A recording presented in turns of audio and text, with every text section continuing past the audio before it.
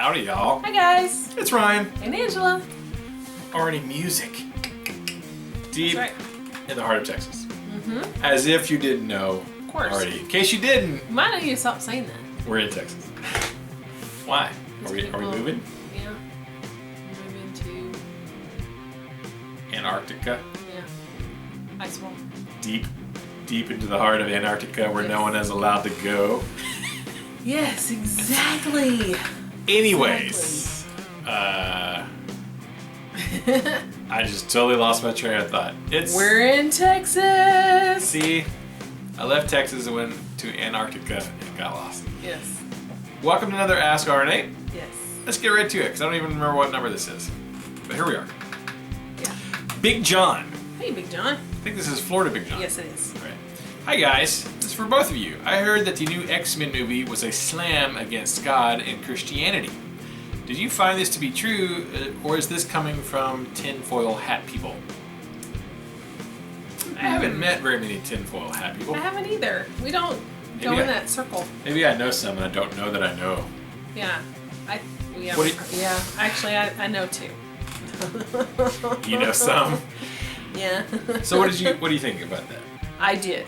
I thought it was not necessarily Christianity, but because there wasn't really any references towards Jesus, and that's Christianity.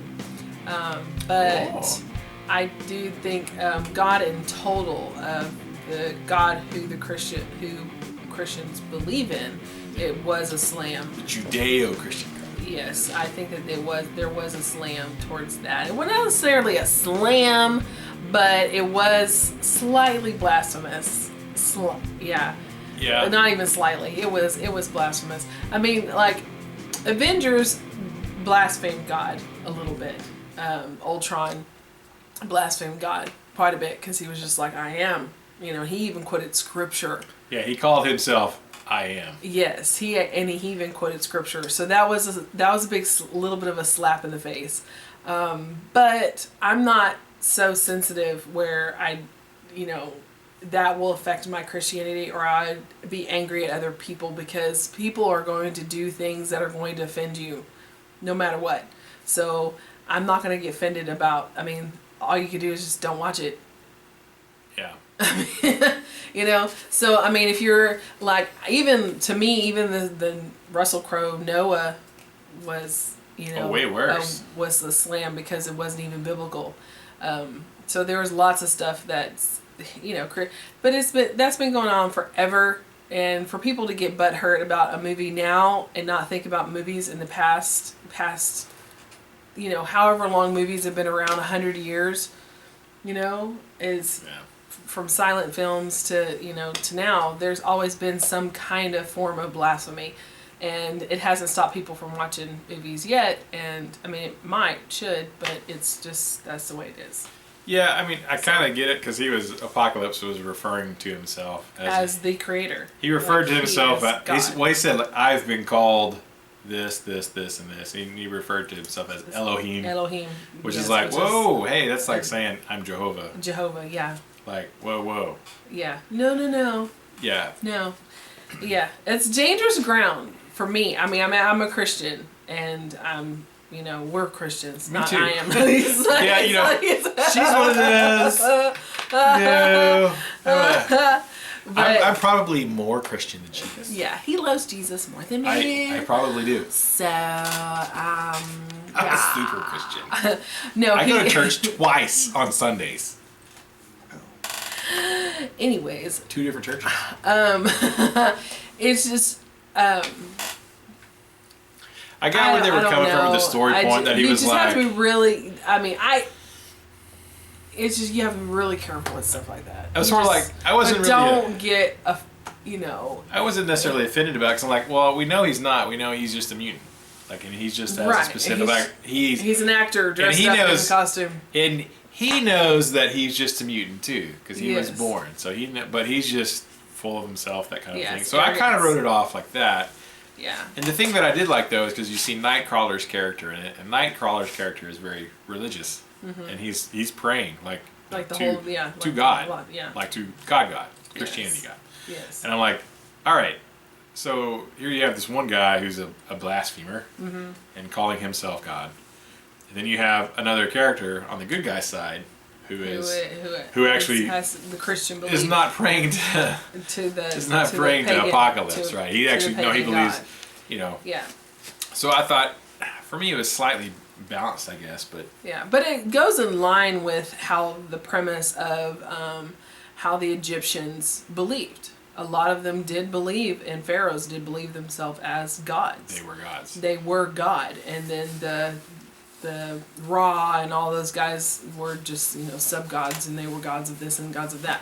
So he probably so it goes along. Yes, it goes along with the same vein. But like Stargate was that way, and I mean, there's lots. And I mean, it just goes on and on. I mean, Star Wars. I was about to say, you're in my brain. Not as bad as Anakin was conceived by the Force. Come on. What? If you weren't going to get offended by that. Whatever. I mean, that was a slap in the face to Jesus. That's way more offensive. So if Anakin is way more offensive than Apocalypse.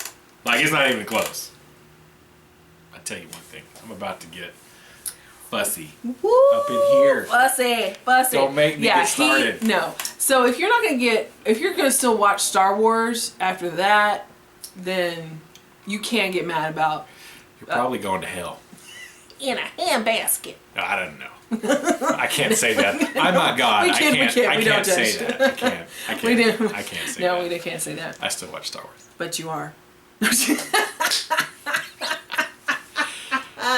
Yeah, so there was a moment in the movie that I was like, ooh. Oh, I know. I looked at her and I was like, yeah. It's kind of not right. But I'm not an idiot. He's not like, oh gosh, look, this guy in we're leaving Mesopotamia, it's like in the Middle East, he's actually, because there's a few men to this day that's call themselves Jesus. And if you're not going to get offended by that, who are real people, not actors, not on a right speaking of a script, but people who actually call themselves Jesus to the in modern times. If you're not, you just gotta get a grip. I see how it fit into the story, and so I was not offended by it personally.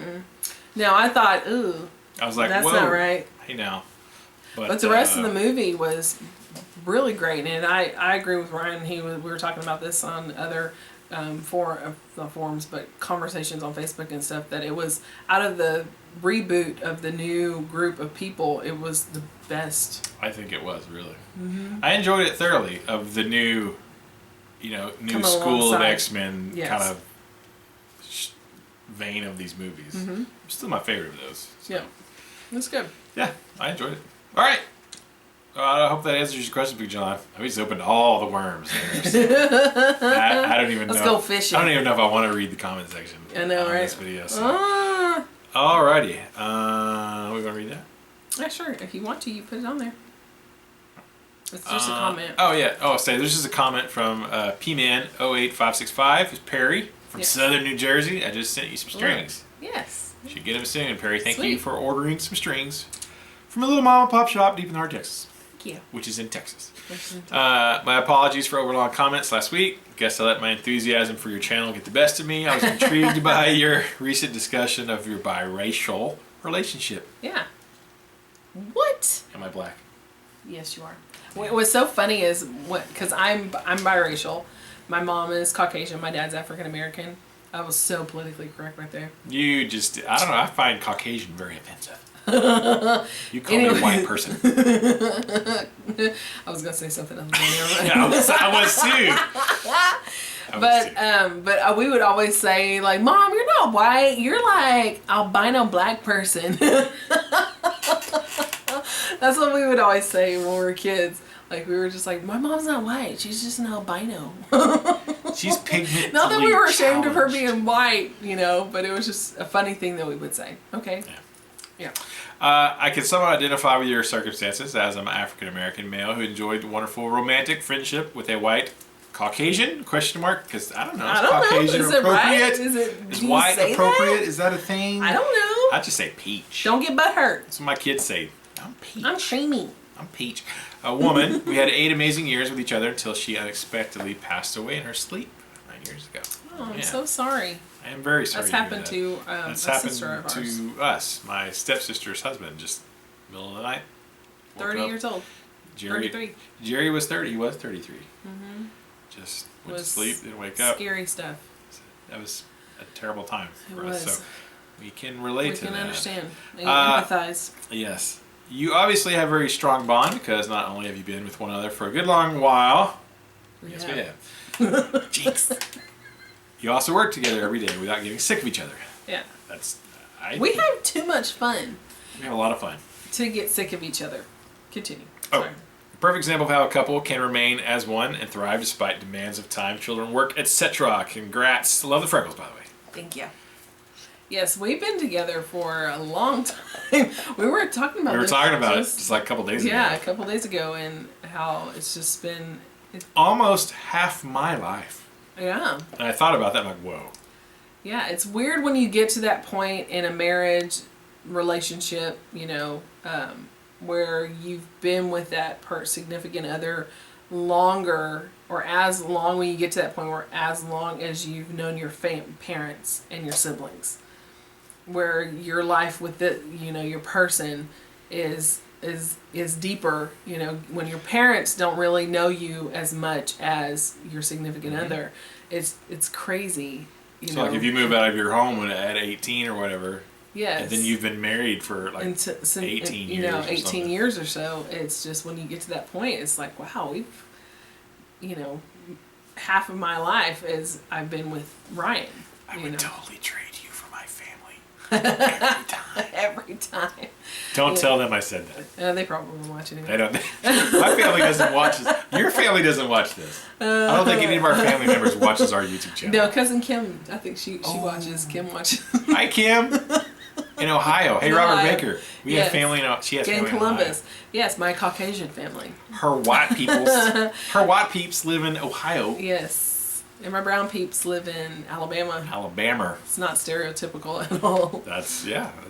But it's just so funny how, like what we always say, you're in my brains, because we finish each other's sentences. We actually pluck our thoughts out of each other and we'll speak them as we're, like the other one will be thinking, like Ryan will be thinking something and I'll just say it like a full sentence. And he's like, literally word for word, what I was going to say. Word for verbatim. Verbatim. But we've been together for so long now. I had that kind of relationship with my sisters. I mean, we would just be like, we would say things in unison just all the time. People were like, are y'all twins? Because we would say stuff like in unison. But we were together since we were babies up until, puberty. So now it's like, what's that? I don't know. I'm just making sure we're not running out of I don't think so. memory. Something's flashing. And now I've been with Ryan. I mean, we started dating when I was 18, almost 19 years old. So it's, now I'm 38. So it's crazy being together for almost 20 years. Yeah. Or 20 years, It's wild. Pretty near it. Yeah. Pretty close. 19. We've been together for Best 19 years of my life. So, anyways. All right. Thanks that was just a comment. Thank you for the comment. But yeah, and we were very surprised that not a lot of people would ask us questions about being biracial in East Texas. Because East Texas is very racially charged. It's very racially charged. And it's like... I didn't even know it. Yeah, until we got married. Because I'm white. And he doesn't notice these things. I'm ignorant. But we have the Klan in East Texas, and there's just a lot of bigotry, but there's a lot of great people too. And there's a lot of people who are not. There's more people who are not than are. But there's still some it's still a high percentage. And so I was really surprised that not a lot of people asked, like, how do we do this, run a business? Because people come in and they'll see me behind the counter and they're like, oh, so... how does this go? How does this work and stuff? Or they would ask questions and they're like, so can I speak to the owner? I'm like, you're speaking to her. And my husband, he'll be out in a minute and Ryan will be in here. Because this is our lesson room. This is the lesson room. And he'll come out, and before we had a solid door, now we have a glass door so parents can watch the lessons and stuff. And Ryan will come out and he's this big burly white guy. Because Ryan's 6'2", basically 6'2". I lower my chair for the video, so we're about the same height. I'm 5'7.5". Ryan's 6'2", and so he's this big guy. He looks like a trucker. He comes out, and they're like, you can kind of see the little pause a little bit. That y'all are, okay, kind of like You Did know, you say something to my when wife? you meet your first gay couple, they're like, oh, y'all are together. Oh, Oh, nice. how about that? Okay. So it's really interesting. So, anyways, We have a good time. We have a good time. Next question. Actual question. Mike Barker. I haven't seen the new X-Men movie yet, but hopefully soon. You should. We didn't spoil anything. Did we spoil anything? No. We didn't say Okay. it. We just said, there's a part where Apocalypse says, I've been called this. Okay. He's pretty full of himself, that Apocalypse. Yes, he is. He's Apocalypse likes him some Apocalypse. Let me tell you what. All right. I have a large collection of guitars ranging from Squire to Paul Reed Smith Custom 24 30th anniversary. So nuts.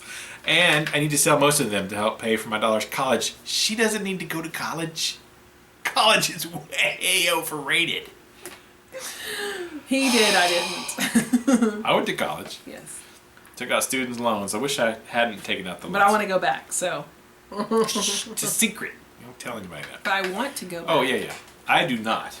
I have considered getting my master's in music, and I'm like, no. He's like, I'm better not. I don't need that. Yeah. Not important for what I need to do. Anyways, no, she should go to college if she wants to. Definitely. Absolutely. I'm just kidding. Live it up. Well, what would be the best way to sell them online without paying a percentage to an online site like Reverb or eBay, or having to deal with Craigslist? Thanks again for being awesome.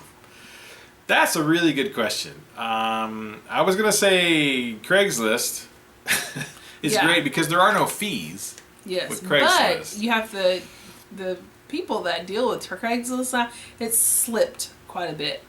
People don't like to deal with Craigslist as much as I haven't bought on it in a long time. They used to when it first popped on the scene.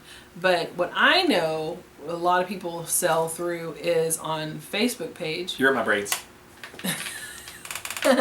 As like whatever county or whatever town usually has a trading post, and you post the amount, pictures, and then every 24 hours, I think it depends on the forum, you are allowed to bump it to the top of the list so it gets fresh rotation. But people buy, crazy stuff, ridiculous, and there's no fees because it's Facebook. You can't charge. So that's what I would do, because you can cross post. Like our area is Van Zandt County, and so this neighboring counties would be Smith, which is like Tyler, Texas, and Henderson, which is like Athens, Texas. But then you have like Tarrant County, was Dallas it's all area, like in a 30-mile, and so anything in a 30-mile area radius, Rains County. I've joined all their groups. So if I see there's a Van Zandt County trading post. Yes. There's Van Zandt County garage sale though. There's like Smith County garage sale, Smith County trading post, so look up all those on Facebook and ask to join. And usually the monitor will, accept her, usually they accept everybody unless you're being rambunctious and ugly. Then they'll delete you. And there are rules, so make sure you look at the rules, but because they have to keep it really nice and streamlined and clean, and make sure you say cross post on different forums. But that is the best way, because people have sold from houses, rabbits to socks, Tupperware. All kinds of things. That's what I would do, because it's gonna span, and people can tag their friends, so they might know somebody who is specifically interested in what you're selling, and then they'll get the word out for you, and you don't have to do anything but post your pictures and sit back and wait for the people to say want. Yeah. That's what I was going to say, but then I was also going to say, if you wanted to use Reverb, I would stay away from eBay, because the fees on eBay seem to get out of hand. Reverb, I have a Reverb store, but I don't really use it popularly. I have one, but I don't use it so much. What I would do though is, if you could figure out what the fees are going to be. Let's say you're selling a guitar and your fees are going to cost you 4% of whatever your selling price is. Well, if you know that your bottom line price is $1,000 or whatever, just add that percentage to your bottom price. Factor in the fees to your actual price, and that way, you're going to get what you want for the guitar, you've sort of added the fees into the total price, and then so you're kind of covered. And you could do it that way. That way, there's really no loss for you. Yeah. But I was going to say what Angela said. You know, take advantage of the Facebook groups. And there are a ton of guitar groups on Facebook too. So check those out, man. Yes, I would definitely do that. Yep. Thanks, Mike. Hopefully that was helpful. Blackjack. Haha. Just love you guys. Yay. Thank you. My dad had an awesome beard like Ryan's. What an awesome dude. And I have freckles like Angela, so I approve. Yay. It's cool how you guys have matching beard face spots. So yeah. Isn't that crazy? You guys are supposed to be together. The Explorer sounds great. Thank you. I played my Explorer in the last video. I think I put this in as a question because there was a question, apparently I forgot to put it in, where somebody asked about my Gibson Explorer that I played on the last video. It wasn't Blackjack. I guess I thought it was for some reason, so that's my bad.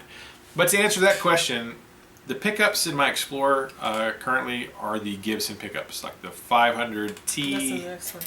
Oh, there it is. I don't know. See, questions. Okay, I just answered Blaine's question about the Gibson.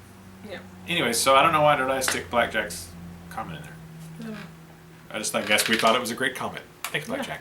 Thank you. We like compliments. Well, you know. Who doesn't? Yeah. Thanks, Blackjack. Next question. Blaine Ludeman. Hi. So does it bother you that Elvis stole the blues from the black artist, or did he really bridge the gap? I've always liked Scotty Moore. Also, what pickups are in your Explorer? They sound great. Ah, there you go, Blaine. So I'll start with that. The Gibson pickups are the 500T and the 498 or 496.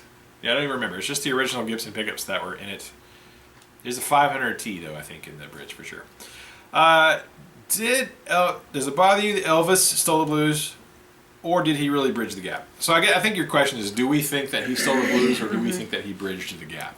Well, I was saying, from talking about that I like Elvis preferred to the Beatles, I like Elvis because everybody I knew liked Elvis. So I personally think that he bridged the gap. I don't see him as a song thief because he just we were watching a video earlier about him, and I see him as like how the video kind of portrayed him as he took something that wasn't getting notoriety, because at that time black people on television, black people in concerts just wasn't happening. You had to go to like the Cotton Club, and you had to go to places in specific black neighborhoods to hear black music.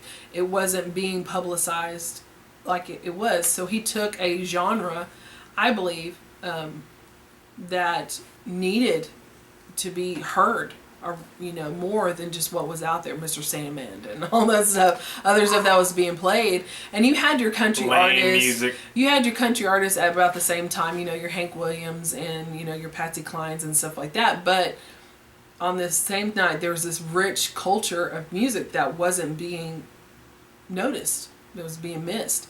And I think what he did was, because he would visit those places. And I think that I think he was a massive fan. Yeah, and I think he did it really as a tribute, more than it was like, since these black guys aren't ever going to get their shot, let me take that shot for them. Yeah. I don't think that was his heart. So I think that he just gave blues and rock and blues and stuff like that gospel and gospel music more mainstream. He made it more mainstream before people were like, oh wow. So when they saw a black person performing it, they were quicker to actually turn an ear and watch him and go see them, because they loved what Elvis did, so they wanted to see more. Their hunger was for more, so that helped all the B.B. Kings and the guys who followed after that, when they were doing their own thing, but they became mainstream after that. They were already doing their thing. They were, and they were popular in their own right. They became even more popular. So I agree with Angela. I've never thought of Elvis as stealing the blues from black artists. That's never even occurred to me. I just think, it's Elvis. Yeah. And now that you kind of brought this up, and some people will say that Elvis stole the blues. I'm like, I don't really see it that way. I think he obviously loved that genre of music, but I think he put his own thing to it, his own spin to it. And I think, if more than anything, he actually helped the black artists of his time and those that came before him. Yes, become more mainstream. Helped them. He brought them more notoriety and more fame, and helped them make more money, because he took something that was kind of taboo at the time, right, and he popularized it.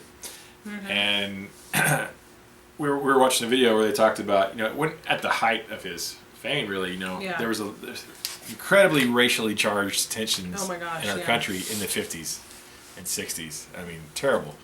And but, and 80s and he had 90s. some well, still, but but they're talking about he was going to play Houston.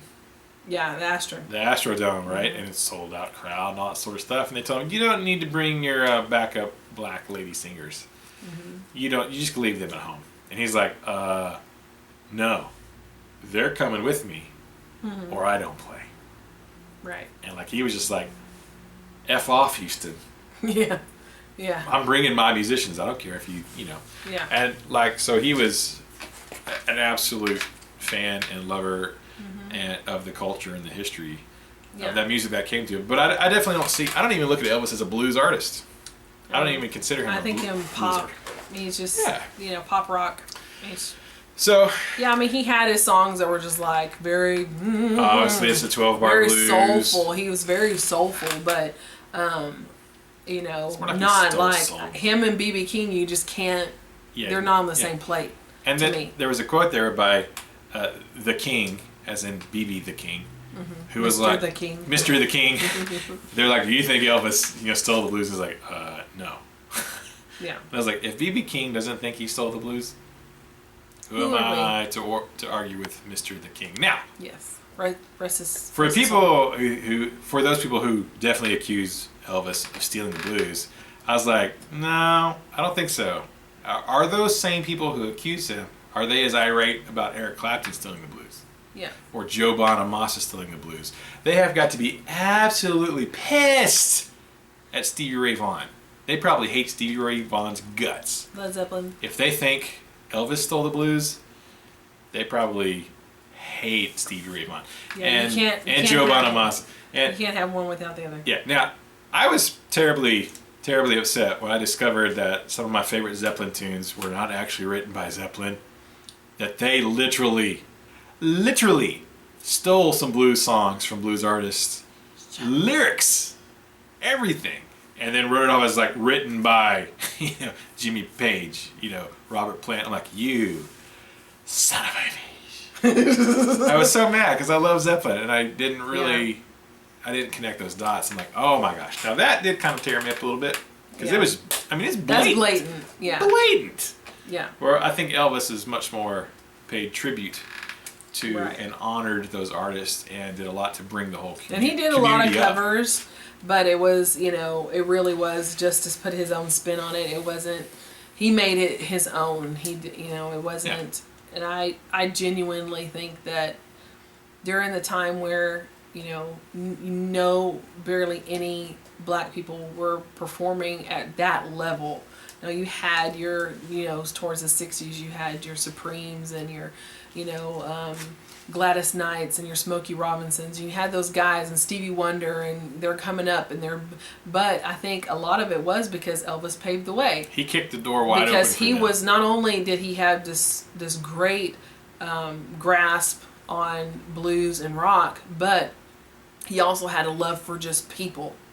And so he was able to say, I want you to see where I get my influences from. So when people would come around him in smaller circles, I think they were able to see that he was with black people and he was with just all these different people, and they were just like, oh wow, this is really actually pretty awesome. And so he honored them. And record producers were just like, yeah, this is a good thing. We need to run with this. So final answer, I'm saying he's definitely a gap bridger. Yes, I think he bridged the gap. That's big how time. I feel. And I honor him for that. I thank him for that, because during that time there was a lot more people that were scared to do something like that and didn't speak out. And so thus a lot of things from the 60s and 70s that should not have happened because too many people kept silent. and he, using his influence and his affluence, he was able to, you know, stand with his people, brothers of color. And he did a lot positive. Yeah. So, there you go. The world a better place. I think so.